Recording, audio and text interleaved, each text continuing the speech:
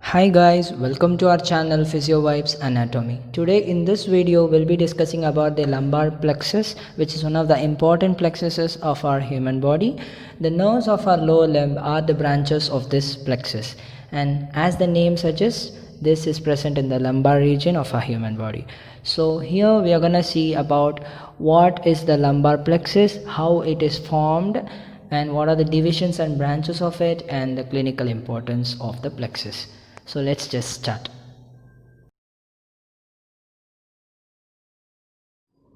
So guys, as I said in the beginning, it is one of the important plexuses of our human body.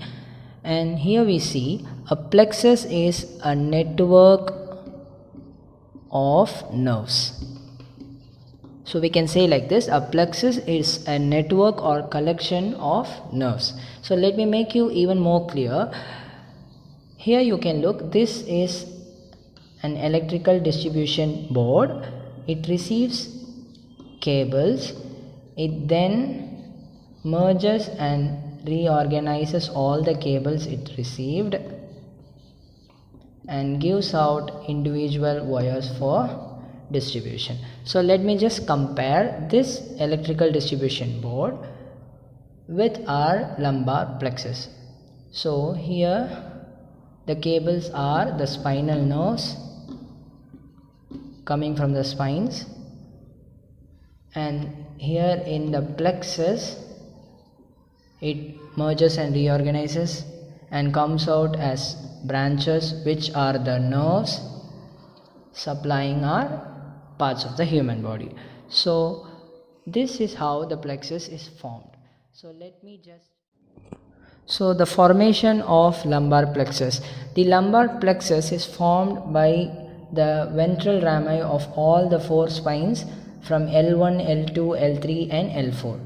These four lumbar spinal nerves forms the lumbar plexus, and also the last 12th thoracic spinal nerve T12 is also contributing to the plexus. So to be more specific, the lumbar plexus is formed by the anterior rami of L1, L2, L3 and L4, and also the T12 is contributing for the plexus. So what is the rami? So here you can see in the from the spinal cord, the spinal nerves gives two posterior ramus and the anterior ramus. So the spinal nerve is divided into posterior ramus and anterior ramus. The posterior ramus, it goes and supplies the muscles of the back, and the anterior ramus are mostly involved in forming the plexuses. Divisions of the lumbar plexus. So here in this plexus it has only two divisions, anterior divisions and posterior divisions. Here you can see the dotted portions are the posterior divisions and the white portions are the anterior divisions of the plexus. Here the L1, these are all the anterior divisions of it, and L2 you can see L2, L3, it has posterior division as well as the anterior division, which are forming various nerves. So let's just see that.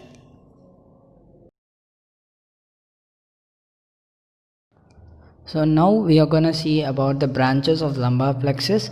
First I'll explain in the actual diagram of the lumbar plexus, then I will draw the schematic diagram and make you even more clear about the branches. First let me explain in this. This is the lumbar plexus, the actual lumbar plexus from T12, L1, L2, L3 and L4. Okay, and as I said in the beginning, the white portions are the anterior divisions, the dotted portions are the posterior divisions. So let's just see one by one. So first, anterior division of L1. Anterior division of L1 gives out two branches. First one is iliohypogastric nerve and the second one is ilioinguinal nerve. Okay, the anterior division of L1 gives two nerves, two branches, which are the iliohypogastric nerve and ilioinguinal nerve, and in the iliohypogastric nerve the T12 is also contributed. The nerve from T12, the root T12 is also contributed. Then the anterior division, also the anterior division of L1 and the anterior division of L2. Here you can see the white portion. This dotted portion of L2 is the posterior division of L2. So anterior division of L2 and also the anterior division of L1 combines and forms the genitofemoral nerve. So these three nerves are formed by the anterior divisions, and the anterior divisions of L2, L3 and L4. So the anterior divisions of all these L2, L3 and L4, the anterior division of all these three lumbar spines forms the obturator nerve, which is an important nerve which supplies the medial compartment of our thigh. So this is the obturator nerve, which is formed by the anterior divisions of L2, L3 and L4. And you may think, what is this nerve?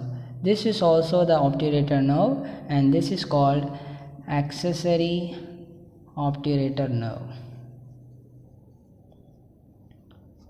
And this accessory obturator nerve is formed by the anterior divisions of L3 and L4, and together they form the obturator nerve.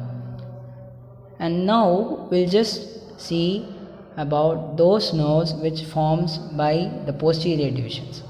And here you can see the posterior division, as I said, the daughter portions, the posterior divisions of L2 and L3. You can see here, right? L2 and L3 forms the lateral cutaneous nerve of thigh, which is also an important nerve which supplies the skin of the thigh. Posterior divisions of L2 and L3 combines and merges to form the lateral cutaneous nerve of thigh. And the largest nerve of this lumbar plexus is the femoral nerve, and this one, which is formed by the posterior divisions of L2, L3 and L4. As you can see here, L2, L3 and L4 forms the femoral nerve, which is very important nerve, supplies the anterior compartment of our thigh. And the anterior division of L4 is going down and it joins with the L5 nerve and helps in the formation of sacral plexus. That is another topic we'll be discussing later. So here these are the nerves of the lumbar plexus. So guys, I'll just explain simply. These are the spines of the lumbar plexus. So I'm just gonna explain you all the nerves. First I said anterior divisions of the L2, L3, L4 and L1, all those forms certain nerves, and posterior division forms certain nerves. Here I am going to use black for anterior division and blue for posterior division. So anterior division of L1 forms two nerves, as I said, iliohypogastric and ilioinguinal, right, which we saw now. And in the iliohypogastric, contribution of T12 is also present. So anterior division of L1 forms iliohypogastric nerve and ilioinguinal nerve. Then anterior division of L1 and anterior division of L2 forms genitofemoral nerve. Okay. Then anterior division of L2 and anterior division of L3 and the L4. All the three anterior division forms the obturator nerve. Okay, then now we are going to see about the posterior division. I said posterior division, the posterior division of L2 and L3 together forms the lateral cutaneous nerve of thigh. Blue marks the posterior division and black marks the anterior division. Then finally the posterior division of L2, L3 and L4. All the three posterior divisions of L2, L3 and L4 forms the femoral nerve. So these are the branches of the lumbar plexus. You can understand even more better in this diagram, but I recommend for you not to draw this diagram in the exam, because in exam you have to draw the actual diagram of the plexus. So try to practice that. You should not draw the schematic, the line diagrams in the exam paper. So for your better understanding, I explained through this diagram also. So guys, finally we are going to see the clinical relevance of this lumbar plexus. One of the conditions is lumbosacral plexopathy. This is a condition where either lumbar or sacral plexuses has been damaged. This condition occurs when the nerve bundles of the lumbar plexus are damaged. So the causes may be diabetic amyotrophy.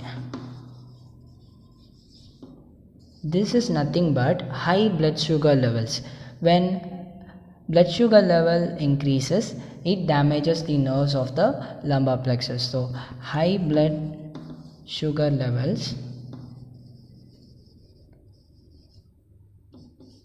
damages the nerves of lumbar plexus, and treatment may be depending upon the causes which affects the lumbar plexus. So this is what the lumbar plexus, we saw about the anatomy of it, the divisions, branches and the clinical significance of it. Hope you guys understood. If you have any queries related to this lumbar plexus, you can let me know in the comment section. We'll meet in the next video in the next topic. God bless you.